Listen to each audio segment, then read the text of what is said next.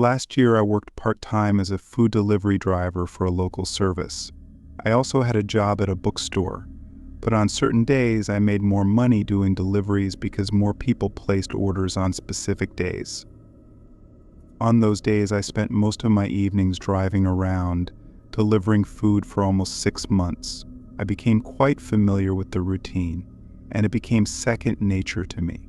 My small town rarely had traffic, even during peak hours. One evening, I picked up a large order from an upscale bistro and headed to the customer's home. Big, expensive orders were always the best. They paid more and required no extra effort compared to smaller deliveries, making them feel like a bonus. I pulled into a neighborhood of large homes, which made sense given the size of the order and the fancy restaurant it came from. It was a heavily wooded area, with most houses hidden behind long driveways that wound through the trees. The customer's house wasn't too far into the neighborhood. It was just a couple of minutes down the road. Normally, I would park on the street and walk up to the front door, but with these long driveways, I drove down them to get closer to the house. As soon as I turned onto the driveway, I slammed on my brakes. A chain was held up by 2 pillars on either side of the driveway, blocking the entrance. I had seen these chains before, but rarely saw them actually connected. I figured the owners had forgotten to undo it, so I got out of my car and approached the pillar on the right side. I immediately noticed there was a lock on it that required a key, preventing me from just removing it. Annoyed, I looked down the driveway but couldn't see the house from where I stood. I went back to my car and grabbed my phone to call the customer. A man answered on the first ring, and I explained that I was their delivery driver and that the chain was blocking the entrance to their driveway. He responded, saying there was no easy way to unlock it right now, but the house wasn't far down the driveway, so I wouldn't have to walk very far. I pretended to be nice and said okay, then hung up. Typical rich family, I muttered to myself as I reached into the passenger seat to grab the large bag of food. I made sure to lock my car, then walked around the chain and down the path. About a minute into the walk, I started feeling nervous. It was really dark, and there were no lights along the driveway. I still couldn't see the house, which I thought was strange since the customer had said it wasn't a long walk. Then I heard crunching footsteps coming from the dark trees to my left. I stopped and stared in that direction as the footsteps came closer. I began to make out the figure of a man holding his hand up as if to say hello.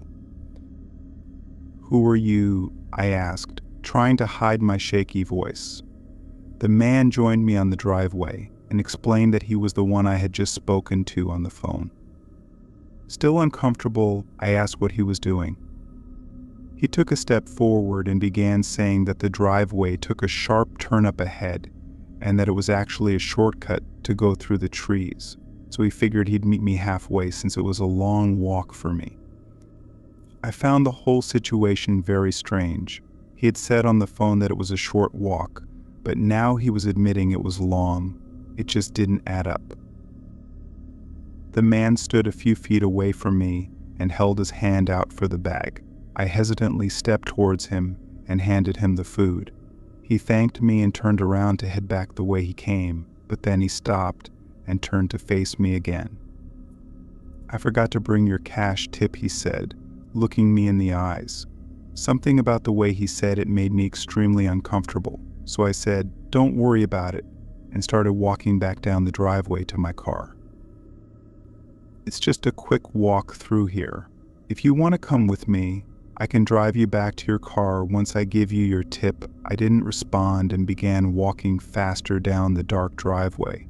A few seconds later, I heard leaves crunching as the man walked back into the trees. I was just glad he didn't try to follow me. Once I got back to my car, I drove off quickly and ended my deliveries for the night. When I made it home, I reported the incident to the police, just in case. an operator said they would send an officer down to talk to the owners of the house. I still get chills thinking about the whole situation, especially because I got a call a couple of hours later from an officer explaining that he had talked to the residents living in the house, but they had no idea what he was talking about and hadn't ordered anything for delivery.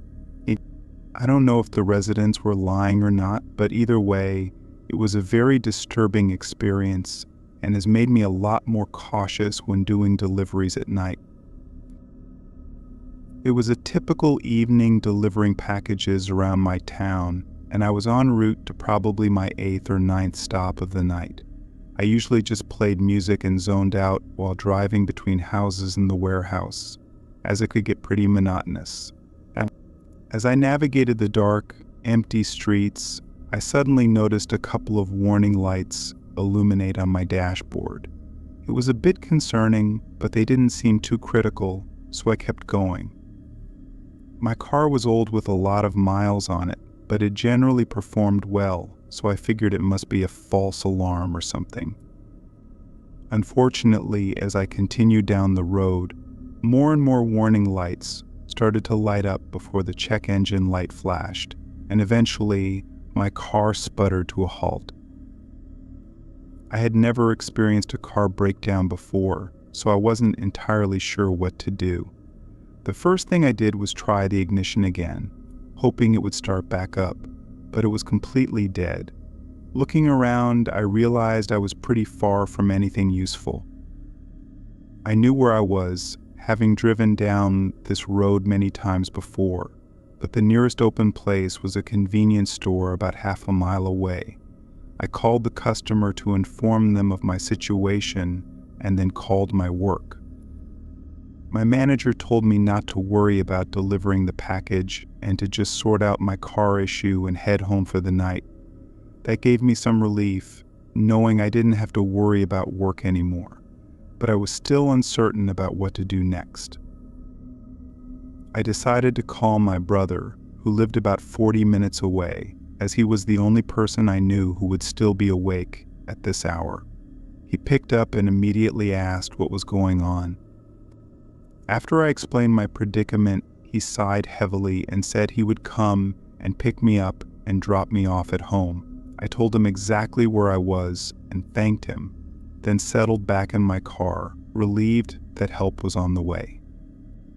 After a few minutes of waiting, I opened up the package I was supposed to deliver and took a couple of snacks, figuring it would be a waste if I didn't help myself. It was really dark in the car since the battery was dead, so I used my phone light, placing it on the center console to see better. About 15 minutes into waiting, I saw a figure appear down the road, walking towards my car. Feeling vulnerable, I turned off my phone light and hoped they wouldn't notice me as they passed by. However, when the figure got a few feet from my car, they slowed down and began inspecting it. The man then approached my window and knocked as if he wanted me to roll it down. Of course I couldn't, so I loudly explained that I couldn't. He looked offended and asked if I could give him a ride to the convenience store down the road. That's when I got a strange feeling about him, as it seemed pretty obvious my car had broken down, so I knew he must be up to something. I didn't respond and just watched him, hoping he would go away. He kept asking for help, getting more aggressive with each request. Then he went silent for a moment before suddenly grabbing the door handle, shaking the whole car as he tried to open it. I started to panic, unsure of what to do, and looked around for something to defend myself with.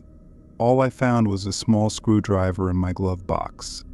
At this point, the man began stabbing the window with a small knife, trying to break it. He made a few large scratches on the glass before starting to wedge his knife in the top of the window to forcefully push it down.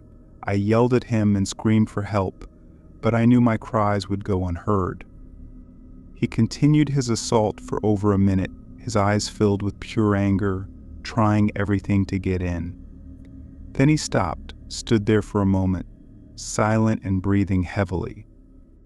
He pressed his face against the window, staring at me with rage and disgust, then smashed his fist into the door one last time before running back down the road into the darkness. When my brother arrived, I showed him the scratches and dents on my door, and we quickly left, calling the police on the way to my house. I had never feared for my life as much as I did on that deserted road, but the one thing I can't forget is the look in the man's eyes as he stared at me through the window. It felt as though I was just inches away from a monster eager to carry out a brutal and horrible attack on me as I sat there alone and helpless.